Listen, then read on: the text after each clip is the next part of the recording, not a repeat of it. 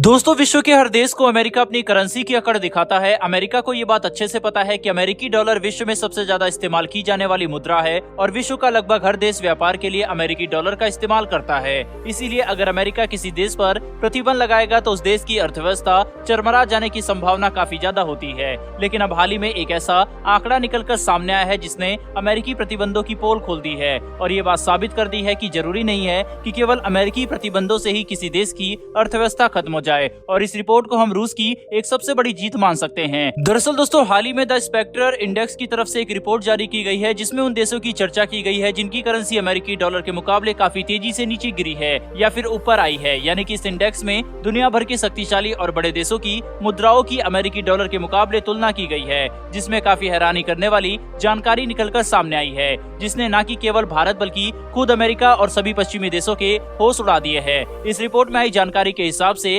अमेरिकी करेंसी ऐसे तो काफी मजबूत हुई है और हर देश की करेंसी अमेरिकी डॉलर के मुकाबले काफी कमजोर होती गई है, लेकिन दुनिया के दो ऐसे देश हैं जिनकी मुद्राओं ने अमेरिकी डॉलर को पछाड़ दिया, जिसमें रूस और ब्राजील का नाम सबसे ऊपर आ रहा है। रिपोर्ट के हिसाब से पिछले साल की तुलना में ब्राजील की करेंसी अमेरिकी डॉलर के मुकाबले 6% मजबूत हुई है, जबकि रूसी रूबल ने तो यहाँ पर अपने झंडे ही गाड़ दिए हैं और पिछले साल के मुकाबले अमेरिकी डॉलर से 13% मजबूत होकर एक मिसाल कायम की है। वहीं पर सबसे हैरानी की बात तो यह है कि रूस के ऊपर अमेरिका और यूरोपियन देशों ने दुनिया भर के प्रतिबंध लगा दिए, जो कि काफी कड़े आर्थिक प्रतिबंध है। इसके बावजूद भी रूस की मुद्रा अमेरिकी डॉलर के मुकाबले 13% मजबूत हुई, जो कि अमेरिकी प्रतिबंधों को एक मजाक बनाकर रख देता है। आखिर अमेरिका ने रूस के ऊपर प्रतिबंध इसलिए लगाए थे ताकि रूस की करेंसी को कमजोर किया जा सके और रूस की अर्थव्यवस्था को नुकसान हो, लेकिन यहाँ पर ऐसा बिल्कुल भी होता हुआ नजर नहीं आ रहा। इतने कड़े प्रतिबंधों के बावजूद भी रूस की करेंसी का डॉलर के मुकाबले मजबूत होना अपने आप में ही एक काफी बड़ी बात है और इसे व्लादिमीर पुतिन की एक पक्की प्लानिंग भी कहा जा सकता है। यहाँ पर इस बात से कोई भी इंकार नहीं कर सकता कि व्लादिमीर पुतिन ने अर्थव्यवस्था के मामले में अमेरिका और पश्चिमी देशों के कदमों को सही तरह से समझकर सही नीति बनाई, जिसका नतीजा आज हमें देखने को मिल रहा है।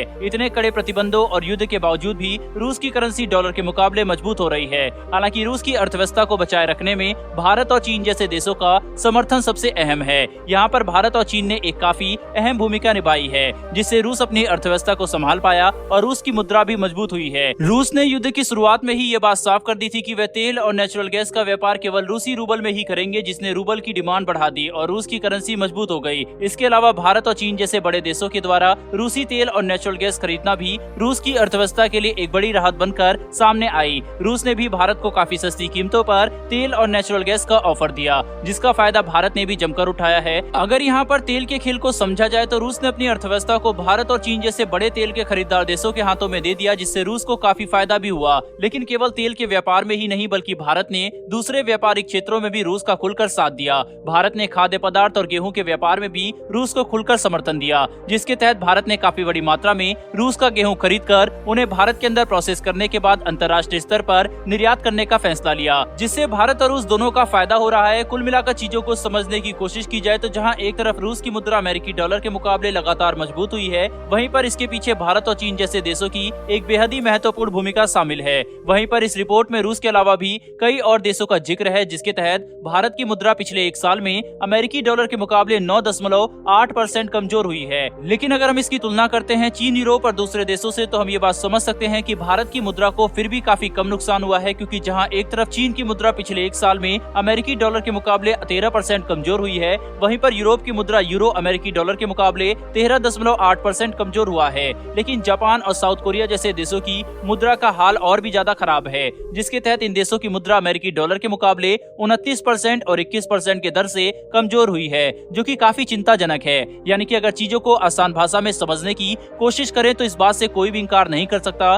कि भारत की मुद्रा 9.8% कमजोर हुई है। लेकिन अगर हम दूसरे देशों से तुलना करते हैं तो भारतीय मुद्रा ने फिर भी काफी अच्छा प्रदर्शन किया है। वैसे दोस्तों, इस पर आपकी क्या राय है कमेंट बॉक्स में लिखकर जरूर बताइएगा। साथ ही अगर आपको ये इन्फॉर्मेशन और वीडियो पसंद आई हो तो वीडियो को लाइक करके हमारी आने वाली ऐसी वीडियो के लिए चैनल को सब्सक्राइब कर बेल नोटिफिकेशन अवश्य दबा ले। फिर मिलेंगे ऐसी एक नई वीडियो के साथ। धन्यवाद। जय हिंद।